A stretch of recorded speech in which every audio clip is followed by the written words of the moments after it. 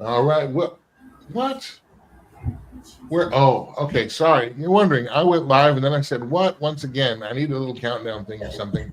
Andrew Southwick here, Justin Chartier, CrossPolitic Countdown with you once again. And my consternation this time, or my confusion was, I got a little error message on my broadcast screen here that said, wait a moment and then try again. I realize now that's for the X live stream. So apparently X is having more problems, X or Twitter or whatever we call it. I don't care. We're just not going to worry about that. We'll be live here on the CrossPolitic channel, and we will go from there. I should mention, Justin. Well, actually, I guess you have some news. Maybe we'll kick off with that. We'll kick off maybe with some. Do you want to start with the sad news, or do you want to go to the topic? I mean, which was the sadder part? I don't know. I think we'll end with our sad bit of news. We'll just launch with the topic today. All right. And I think I'm getting, or maybe I'm not. Yeah, I think now we're just coming in live on Facebook, so that's good. All right. Well, we'll start with news. What we got here, I put together, Justin, a history of our congressional war powers and what we have done. Because, as you know, I don't know if you knew this, but we're at war with Iran. And I'll say it. Congress doesn't want to say it. The Senate doesn't want to say it. I don't know that the president can, officially say it because there hasn't been an official declaration of war. And as you know, in conservative media sphere, and really, well, in all the media sphere, does the president have the constitutional authority and war powers to do what he's doing? House and Senate both voted and said, yeah, fine, go ahead. But they did not declare a war, even though we're dropping bombs, even though we're changing regimes, even though Trump just said the only thing that he'll accept is unconditional surrender. That sounds like war talk. I don't know. What do you think? Am I off my rocker there? No, actually, I just heard a couple compilation videos yesterday. Both President Trump and Secretary of War Pete Hegseth. The language that they're using is war language. They're talking about loss of life. They're talking about troops in harm's way. They're talking about more than just dropping a few bombs. They're talking about, full scale, assaults and that kind of thing. So it sounds to me like we're at war, whether or not Congress has the stones to actually declare it. Now, before we get into this, what is your thought just on this whole action? Now, and there's a few things at play. On the one hand, Iran is ruled by a horribly oppressive regime. That's understating it to put it best, an evil regime. And so, yeah, it is good to take those guys out where you can. At the same time, we aren't the policemen of the world. At the same time, maybe there's some other geopolitical reasons why this strike was necessary now. I don't know. We don't have to declare our war strategy in public, but it would be nice to kind of know the point of what we're doing and what an end game looks like, so that we could know, well, okay, this is something that we can get behind or not. We're already seeing oil prices up. I think one price as of this morning, one of the indexes hit 80 or 90, and I've seen just this week here in my part of town, gas is already up 30, 40, 50 cents immediately. Mm-hmm. So we're starting to see the effects felt in real time. What is the juice going to be worth the squeeze here again? We certainly don't want another debacle like, Afghanistan and Iraq and just being there for 20 years and then just leaving. We also don't want to topple a regime and then have another group come in that's worse than before. And actually, the Iran's version of their Congress, so to speak, they're not a representative republic, but their leadership group, they want the same leaders. They want the same stuff. So it's not like, well, now we've given it to the people. Now the people can rise up. They still have to go against the forces of the leadership that was there. So it's kind of a mess. Nobody knows what to think or how to think, and what to think about this. But what are your thoughts? Yeah. I was finishing high school when we were dropping bombs on Fallujah. I remember distinctly seeing all the the videos that were coming out in 2000, 2002, 2003. My brother enlisted in the Marine Corps. I'd spent 3 tours in Iraq and Afghanistan. We watched a whole generation of Americans come to adulthood during the course of that military campaign in Iraq and Afghanistan, and for what? I mean, I would never call myself anti-military or anything like that. Actually, a lot of family background in the military, so very pro-military, strong family ties to that. But look at it now, and you look at Afghanistan and the way we pulled out of that. You look at Iraq and what happened post the pullout there, where you have a brand new regime that's coming in that appears just as bad, if not possibly worse than what was prior. So I look at that and I say, since the 70s, what are we doing poking our noses in this kind of thing? We obviously have vested interests in certain things, certain I don't know what you want to call it. We have vested interests over there, and we want regimes that are friendly to the United States, but it doesn't seem like our interventions have produced much in the way of better relationship with those countries. In fact, it's done the exact opposite. So I don't know what we're doing over there again. I think it's an enormous waste of resources and a waste of life to do this for the United States.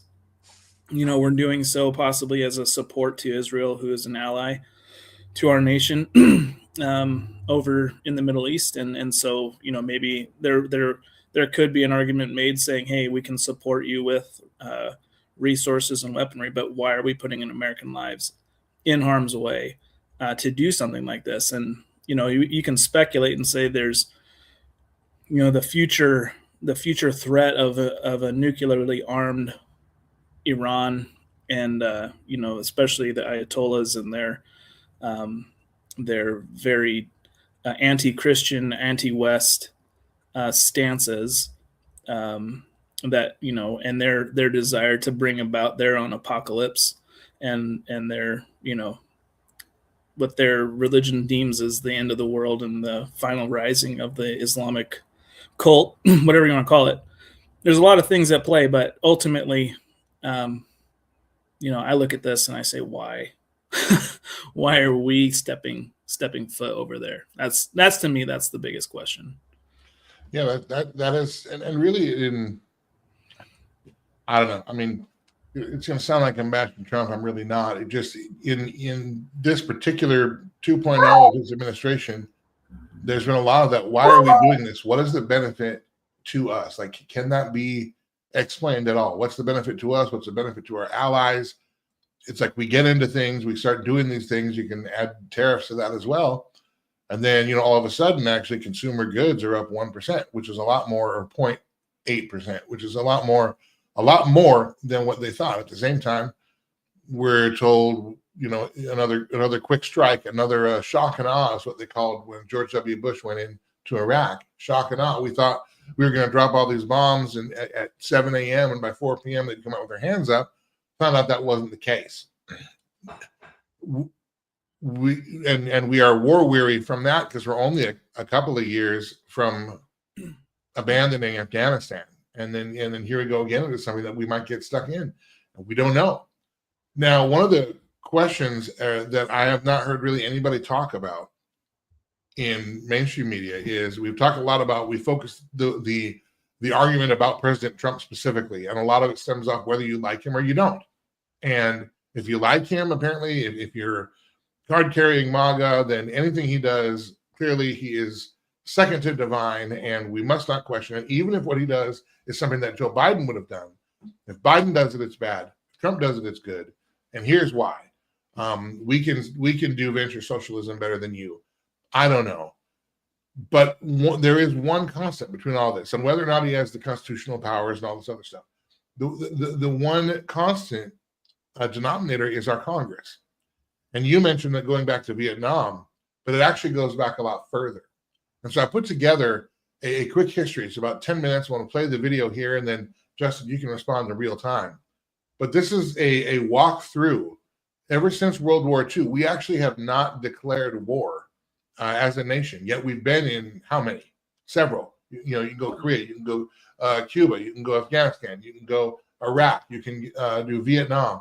All these wars, never a declaration of war. So this is not just President Trump doing something out of the norm that may or may not be constitutionally within his power. This is a power that, yes, we the people have allowed to have because we keep voting in the representatives who keep pushing this stuff along.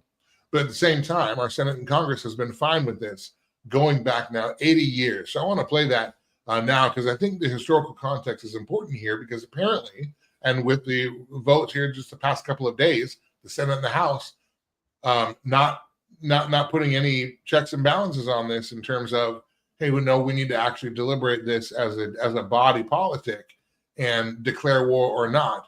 Their refusal to do that, it tells you that this is how we do war now. We don't declare war. We have resolutions, we have authorizations, we have appropriations, but we don't declare war. So let me play you this and bring it onto the screen here. I'll make it full screen in just a second. And hopefully this will add some context to this. Here we go. I want to tell the story of something most Americans never really hear about, even though it sits right at the center of war, peace, and presidential power. We all know the Constitution gives Congress the power to declare war. And yet here's the first big fact in this. Congress has not formally declared war since World War II. This is not an opinion. This is the official historical reality. Since World War II, America has increasingly moved away from formal declarations of war towards something else. Things like joint resolutions, authorizations, funding measures, and presidential action under claimed commander-in-chief authority. And that shift matters because once you stop requiring formal declaration, it becomes easier for war to become politically fuzzy. It becomes easier for Congress to say, well, hey, we supported the mission. And presidents then say, well, Congress gave me the authority. And somewhere in that fog, accountability starts to disappear. The first major post-war example is actually Korea. In 1950, President Harry Truman sent American forces into the Korean conflict, but he did not ask Congress for a formal declaration of war. According to the National Archives, Truman treated Korea officially as a UN police action, quote unquote. And that's important because it showed future presidents that major military conflict could happen without Congress using its clearest constitutional language. Then came the first wave of Cold War joint resolutions. In 1955, Congress passed the Formosa Resolution, Public Law 84-4. That joint resolution authorized President Eisenhower to employ U.S. armed forces as he deemed necessary to protect Formosa, which is now Taiwan, and the Pescadores. Notice the pattern, though. Not a declaration of war, but a statutory green light for the president to use force in a defined geopolitical crisis. 2 years later, in 1957, Congress passed another joint resolution, Public Law 85-7, often tied to the Eisenhower Doctrine. It authorized the president to cooperate and assist nations in the Middle East and created a framework for U.S. military involvement there. Sound familiar? Again, it's the same pattern. Congress was still involved, but not through a formal declaration of war. Then in 1962, during the Cuba crisis era, Congress passed Public Law 87-733, which is called the Cuba Resolution. It declared that the United States was determined to prevent the Marxist-Leninist regime in Cuba from extending its aggressive or subversive activities in the hemisphere, and it used sweeping language about stopping that threat, quote, by whatever means may be necessary, including the use of arms. That is not a modern AUMF in the narrow sense, but it absolutely shows that Congress was moving toward broader, force-friendly resolutions rather than formal war declarations. And then we arrive at the most infamous example of all. This is Vietnam. In 1964, after the Gulf of Tonkin incidents, Congress passed the Gulf of Tonkin Resolution, Public Law 88408.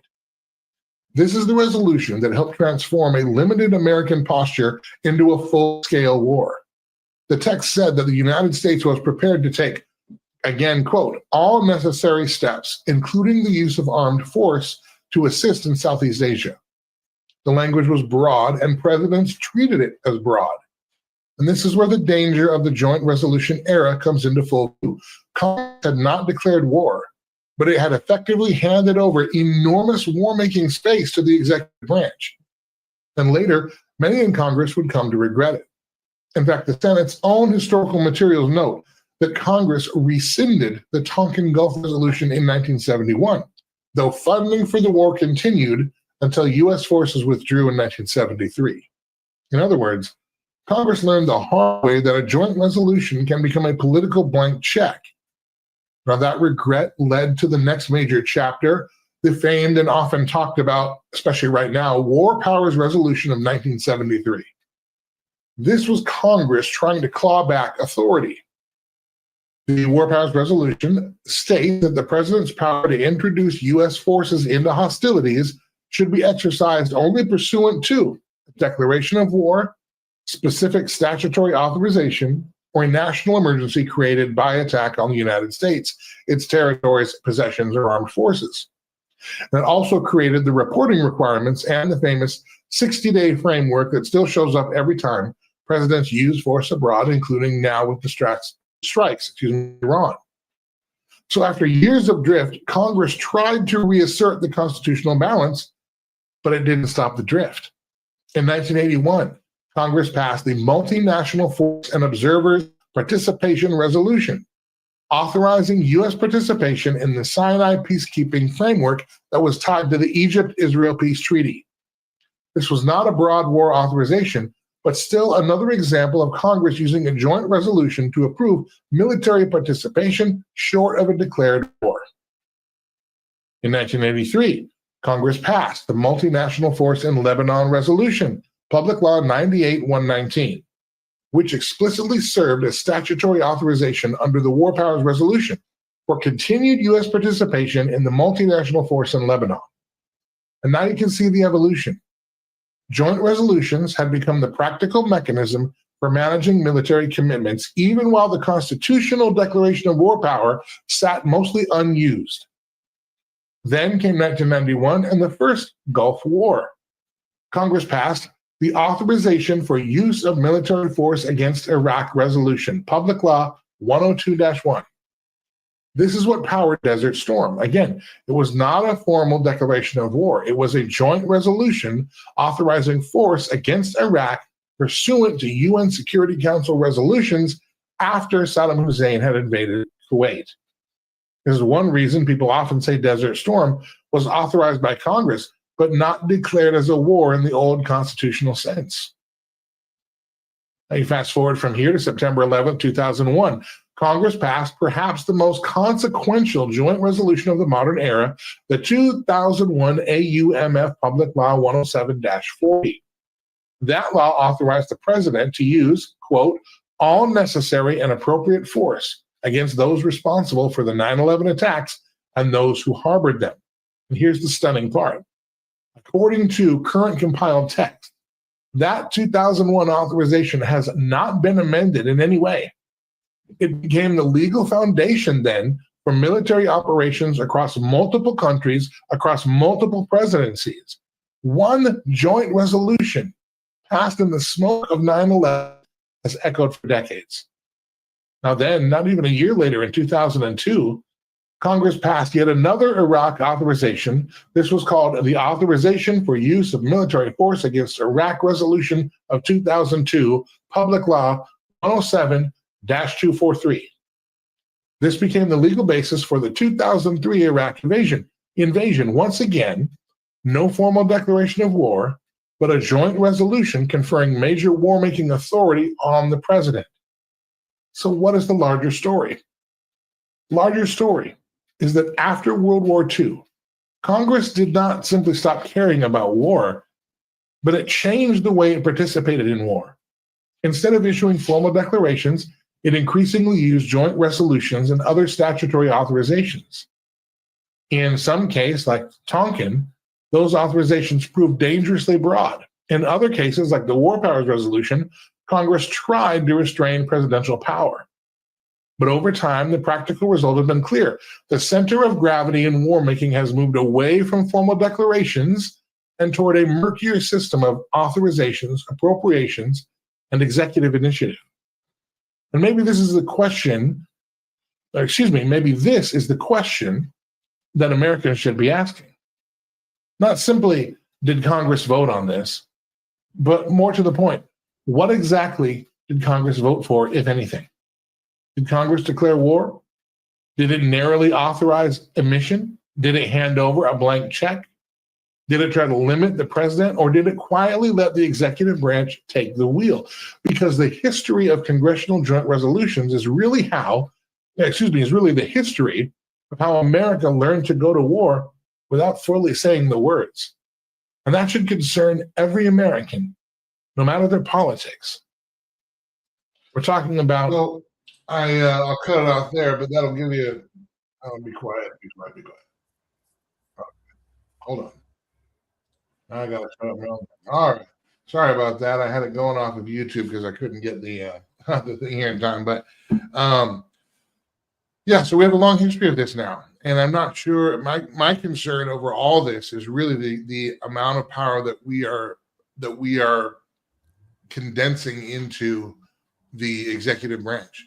And with the more executive orders that we have, 30 of the 150 executive orders, now that number was accurate about 8 days ago. There may have been another one or two here this week, but 30 of them were under emergency use authorization, a pretense. And so with all of that, with the only thing Congress really doing is passing spending bills, we are in a dangerous place, I think, in terms of our government structure, because we are, whether through legislation or lack of legislation, really putting everything into the office of the executive.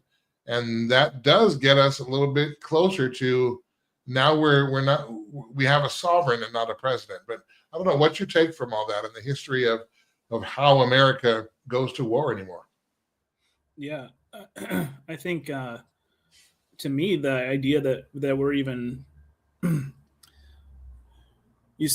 what you just said was that we are closer to having a sovereign than a president or a republic. And I would say I'm going to take it a step further to where this trickle or avalanche or whatever you want to call it since the 1940s has essentially been the transition of America from a constitutional republic into basically a police arm of the United Nations. We are no longer operating as a sovereign nation. We are operating as the enforcers of a global, global government, if you want to call it that.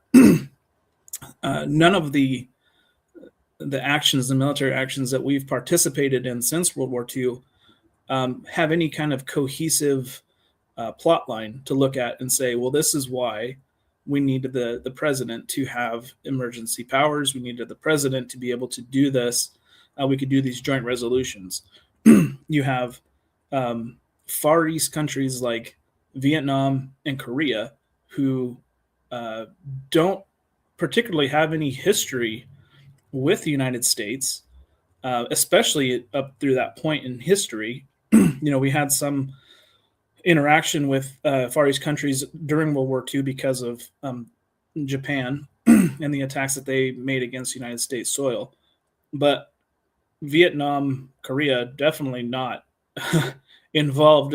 Otherwise, very fringe participants in any of that. Then you have Desert Storm. You have Iraqi freedom. You have all these things happening in the Middle East. What we're looking at in a lot of those actions is, the American people being sold on the idea that we're toppling dictators, we're toppling communism, we're toppling people who are antithetical to our way of life. Nobody's asking the question, what threat is that? Immediate threat is that to the United States of America?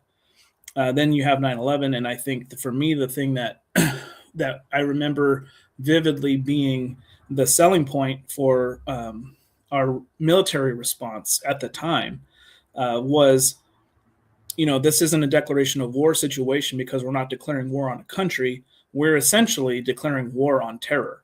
So it becomes this thing where Congress was declaring war on countries. Declarations of war that were only ever done twice in our nation's history, maybe 3 times, up through World War II. Those kind of things were not in the main at all. But all of a sudden you have this broad term of this war on terror, and then you have the war on the cartels in Mexico and all this other stuff. So you have the the president essentially using the powers he's been gifted by Congress to try and topple these terror cells or drug cartels or whatever the case is. And really the only thing that that you see across the board here is this is just political enforcement of a political ideal. And that ideal is not democracy, it's not republicanism, it's not an American ideal, it is a UN global ideal. And that to me is the big takeaway. And we've been doing the UN policing since Korea, at least. I mean, I'm sure, we helped bring them in anyway. I mean, Woodrow Wilson, you could look at really the beginning of the 20th century as, setting the groundwork for all that we're seeing now. But yeah, so if we're past, dangerously flirting with electing and so on, or being a people that has a sovereign, well, where do we go from here? How does this get clawed back? Well, that was the I feel like that was why Trump was elected in the first place. And yes, but we're not getting that. Right. 2016 was Make America Great Again, Make America First, put Americans first.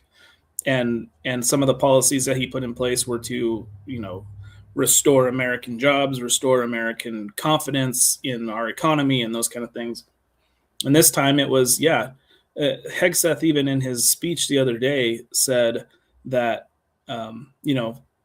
he remembered President Trump campaigning and saying that the war, some of the wars that we had been involved in, including Afghanistan, were stupid. The fact that we had been involved in those things were stupid. And then he turns around and here we are, we're back in it again. And it just, again, belays the point. We're not acting in American best interest. We, and the term, the scare quote term that had been used up through, I don't even know when the term stopped being used, but essentially the idea of isolationism was a bad word, that we as Americans should have more interest in what's happening globally. And, if you want to say, well, America's been blessed beyond measure, why wouldn't it want to be a help to other nations? Sure.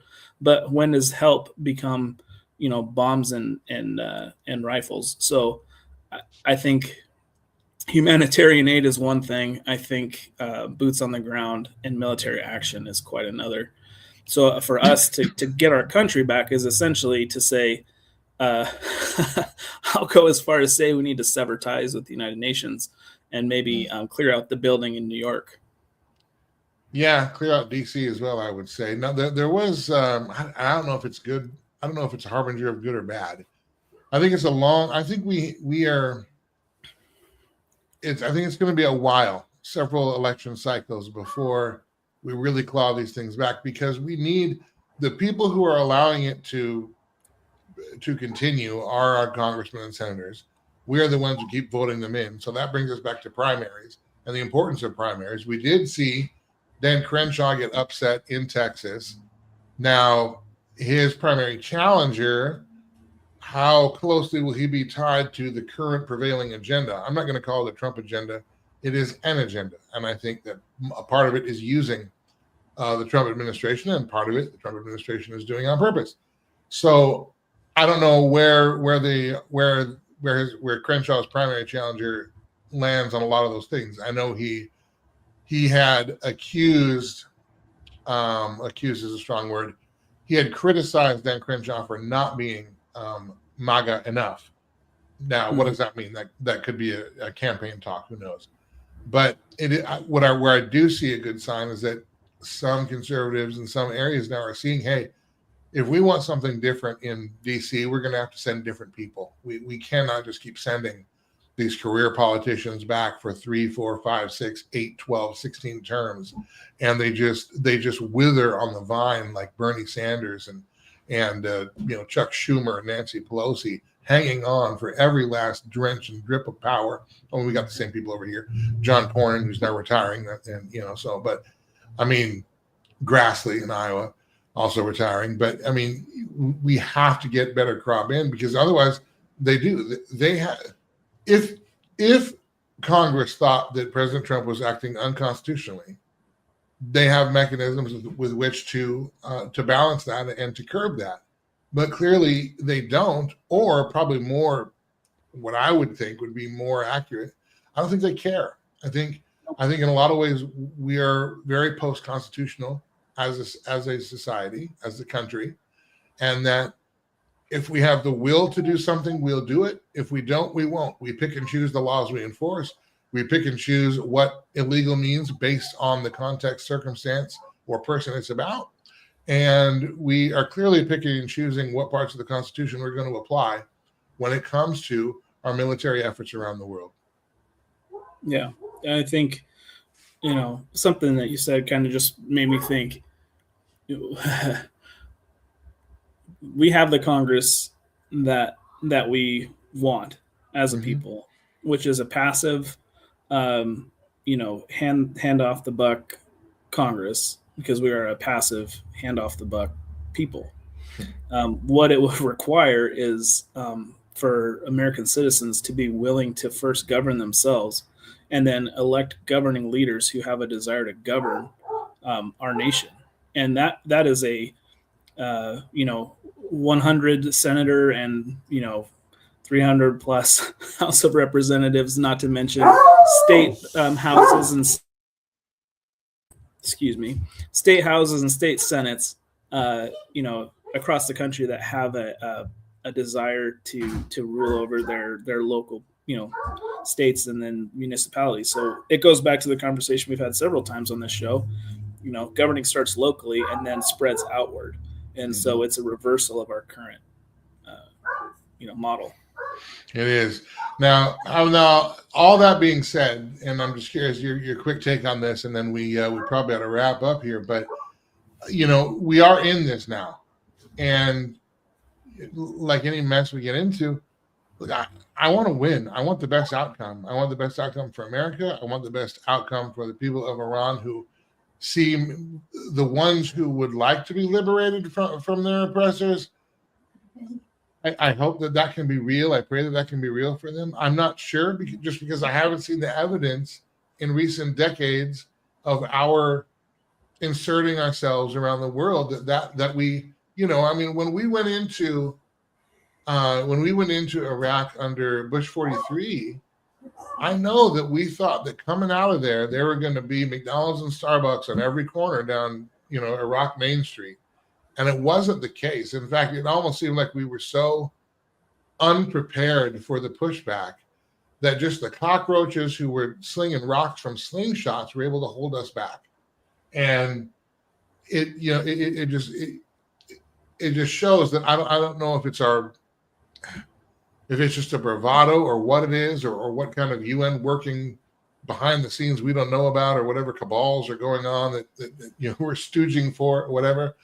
But I pray that it doesn't become that, because we are dealing with real people's lives. We have lost real Americans in this war. There are civilians who are lost in this war. There are people. There are also fellow believers and Christians who are caught in the crossfire and have nowhere to go and can't get out. And so now that we're in it, I do want to be on the side of good, whatever good can come of this. let's have that good. But I hope that's what we're going for. Unfortunately, we don't know what we're going for because no one will tell us. Yeah, and maybe, from God's providence, that this would be a situation that would awaken, even the most ardent of MAGA. Where you said earlier, and I agree with it, is, you have a subset of the population right now that votes conservative, and they are fully steeped in populism in the Trump agenda, and they just, whatever he says goes. And that's a continuation, not just of Trump, but of a large portion of our populace that just votes based on the letter at the end of the name, and not on policies. So it's I principle over party, principle over president. I mean, that's what I think we're trying to articulate. But then we have to find out, well, what is our principle? What is our governing principle right now? Yeah, and our founding fathers had such principles. They had a desire to see a nation that was brought up from nothing, that had cohesion based off of conviction of those principles, and not rooted in hostile takeover of each individual state. There was an agreement of states. There was a confederation of states that became United States. We didn't have standing armies in this country for 100 years or more. We had even our country's worst internal conflict, the Civil War, was a patchwork of state militias, because that was the way that our country did things, because we recognized that the men of this country would lay their lives down for the ideals of this country, but they were not interested in whatsoever about expanding the American empire across country lines. We had a desire to build this up, and we need that. We need that again. We need that, and that's essentially that was the essence of the Make America Great, America First campaigning line that grasped the hearts of Americans. Was the idea that we would have a nation of people who would lay their lives down for this nation and for this people, and not to be, like we've said many times on this show, the world police or puppets of a global empire. Yeah, it's unfortunate. Well, obviously, we keep praying for him. We're looking for God to break through in one way or another, and He can, obviously. And that's what we're looking for now, and hopefully we get some clarity and transparency going forward. But right now, the way things look, it looks like we're going to be there a little bit longer than 4 or 5 weeks. We're going to have more boots on the ground than we would prefer. It's going to cost more domestically at home, particularly with energy, and we can see that today. Crude hit $90 a barrel today. That's a problem. And when you see that also coming into the midterms, as I know we warned on the show, I've been warning on Culture Crossroads, if we don't govern like conservatives on principle, we're not going to have any conservatives to govern, because we will get wiped out. And right now, this is more ammunition that goes toward that. So hopefully, I know it's dark today. Maybe there's a dawn tomorrow. We'll see what that is. But we have some news to follow with all that great, really uplifting news with some other really uplifting news. Justin, go ahead. Yeah. So I just, the sad news is that this will be our last episode of CrossPolitic Countdown. This has been a really fun ride for Andrew and I over the last several months. But CrossPolitic News as well, which was launched in January of 2025, we will be closing down at the end of this month. So it's been a really great opportunity and experiment to bring journalists together from all different parts of our country who share a common belief that Christ is Lord over all politics and over all of our lives. And so, we shared that vision, and we've been able to produce some really great content over the last year and 2 months. But at this point, we're going to go ahead and have to shut down. Just want to thank everybody that's been a part of this, from that is subscribed to CrossPolitic Countdown, that have participated in the live streams and on the website and everything. Made it a really great opportunity and a fun ride. So that's the news for today, and this will be our final show. So yeah, thank everybody for being here with us. There you go. All I can think of is when I started working. Well, my first couple of jobs was like in fast food joints, but the first job that I had for any long period of time, where it was almost a career, was working at video stores. And there was a period of time, I don't know if anybody remembers them, you used to have to leave your house and actually go get a physical copy of a movie you wanted to watch if you wanted to watch it at home.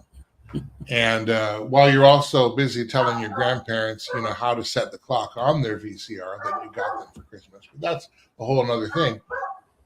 So I managed every video store. I managed the Blockbuster. I managed Hollywood. I managed all those. And what was weird, there was a period of time where I was jumping from one video chain to another because they kept going out of business. Yes, I managed at the end of the video store. So it's like everything I'm a part of goes out of business. CrossPolitic news. There we go. 4 for 4. Let's see what else I can do. What other industry should I topple next? Hey, maybe that's why you should elect me to Congress. We'll take them down too. Oh my gosh. Anyway, no, it's been great, Justin. We may pop back up in some other form in the future. It's just this particular iteration. We're gonna call it a day. You can't see me. I'm gonna just go ahead and plug for my other stuff. That's all right too. You can see me on Culture Crossroads. Our YouTube channel is at the @ Culture Crossroads 316. We got shorts and reels every day, daily posts, little daily doses of biblically based news, and also the main show as well, segments from that. And the regular show is on Sundays at 5 p.m. on Beck TV Plus, BEKTV.plus. So you can find all that stuff there. And of course, CrossPolitic is still around, so we'll see more of them. And hopefully some other iteration in the future. All right. I guess that's going to be about it, huh? So that is it. We are signing off. Thanks.